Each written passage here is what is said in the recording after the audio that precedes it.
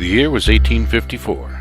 Just a few years earlier, in 1850, California was admitted to the Union as the 31st state, the first state to be admitted since Maine joining the Union some 30 years before that as a free state, part of the Missouri Compromise. Down south in Texas, that state is finally linked by telegraph with the rest of the country. Over in Wisconsin, the Republican Party was founded by anti-slavery activists, and up in Maine, in the tiny town of Belfast, 31-year-old Noah Merrill Mathews and his younger brother, 25-year-old Spencer Walcott Mathews, founded the N.M. and S.W. Mathews Company. In 1860, the Pony Express began its first run from St. Joe, Missouri to Sacramento, California. The recently formed Republican Party, running on a platform of abolition of slavery, won its first presidential contest with the election of Abraham Lincoln. Maine native Hannibal Hamlin, fiercely opposed to slavery, is elected Lincoln's vice president. In Belfast, Noah and Spencer welcomed their youngest brother, 28-year-old Sanford Hills Mathews, into the business, renaming the business Mathews and Company. 1861 marked a very difficult time for the country and for the 7-year-old company, as 11 states seceded from the Union and declared war on the country with an attack on Fort Sumter in South Carolina. The turning point of the war was, without question, the Battle of Gettysburg, and the turning point of the Battle of Gettysburg was also, without question, when the 20th Maine Volunteer Infantry Regiment, commanded by Colonel Joshua Lawrence Chamberlain, a college professor, fought the most dramatic engagement there, culminating in a downhill bayonet charge that is still one of the most well-known actions of any war. By 1872, Mathews and Company products have expanded to include doors, sash, blinds, shutters, as well as their window products. The company suffered its first major challenge on October 13, 1873, at 11 o'clock in the morning, when at a boat shop at the foot of Main Street, an accidental fire started. Due to a combination of low tide, inadequate fire equipment, and a strong wind, the fire soon spread and consumed much of the city of Belfast, including the Mathews storehouse on Front Street. Remarkably, a mere 70 days later, the company reopened as the Mathews Brothers Company, a name it will continue to hold to this day. Although Noah Merrill heard of electricity, he never lived to see it in his home state, as he passed away in 1881 at the age of 58. Although he was the youngest of the three, Sanford Hills passed away in 1897 at the age of 65, leaving only Spencer Walcott to run the company. Upon the death of Spencer Walcott in 1899, at the age of 70, his only son, Frank Bowden Mathews, returned home with his wife, Addie Richmond Mathews, from Rochester, New York, where he had a successful medical practice, in order to run the company. Sadly, his time at the helm was short-lived, as he passed away just 1 year later.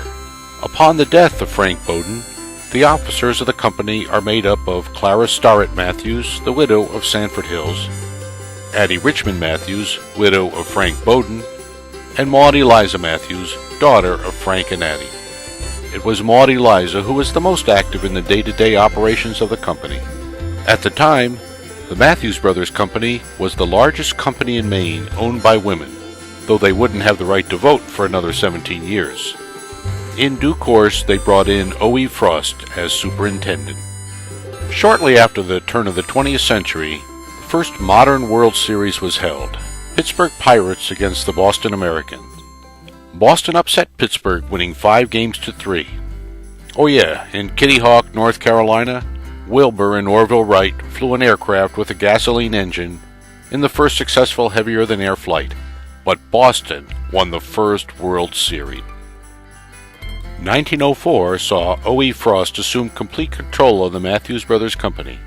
The company took on new challenges in 1917 when O.E. Frost takes a contract to build a 5-masted schooner named the Jenny Flood Cragar. The keel is laid and construction began early in the year.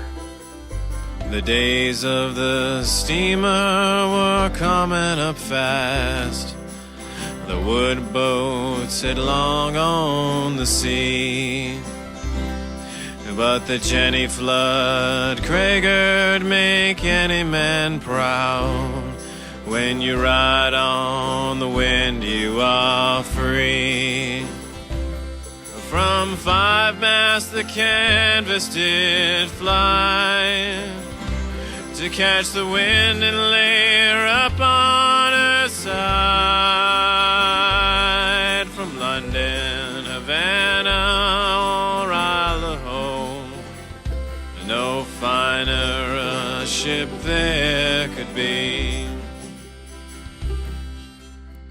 Mathews Brothers Company changed hands in 1928 when Copeland Lang buys the company from O.E. Frost. Copeland Lang brought the company successfully through both the Great Depression and World War II. And 17 years after buying it, he sold the company to his son Charlie Lang and his son-in-law Roger Haddock in 1946. Following the untimely death of Roger in 1952, Charlie ran the company by himself until Peter Haddock, grandson of Copeland Lang and nephew of Charlie, joined the company in 1968. In 1973, John Hawthorne was invited to join the Mathews Brothers Company.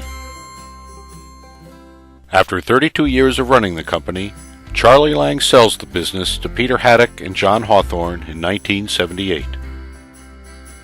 Starting another bold innovation for the time, in 1981 the Mathews Brothers Company began manufacturing their own insulating glass.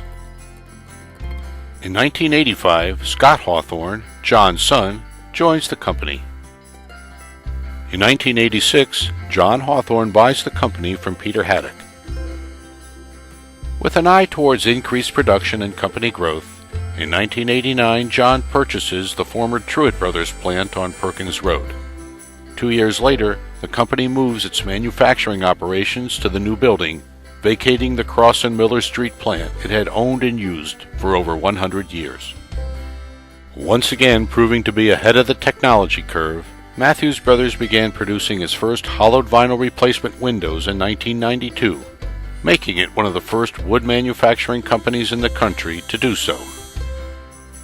In 1997, continuing its tradition of forward-thinking product innovation and energy conservation, the company begins making insulating glass with Swiggle Seal, introducing warm-edge glass technology to New England, an innovation that wouldn't be replicated for another dozen years. 13 years after joining the company, in 1998, Scott Hawthorne becomes president and John Hawthorne becomes chairman. Always pushing technology to provide products of the highest integrity and energy efficiency, Mathews Brothers introduced closed-cell PVC composite windows to their product line in 1999. Teaming with other manufacturers across the country, the Mathews Brothers Company joins the American Window Alliance in 2002, broadening its product offering. With an emphasis on employee physical health a central value to the company, Mathews Brothers introduces a wellness program for all employees in 2003. The company wins the Governor's Award for Physical Fitness for this program.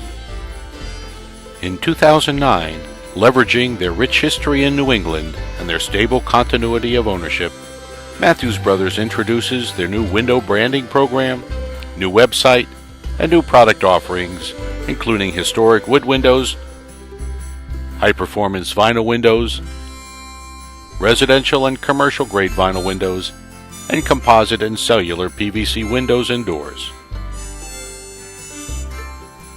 Having survived 2 world wars, 3 regional wars, the Civil War, the Great Depression, countless recessions, and one 86-year slump by the Boston Red Sox, with 1 foot firmly in the 18th century and 1 foot firmly in the 21st century, Mathews Brothers continues its tradition of innovation that goes back 155 years.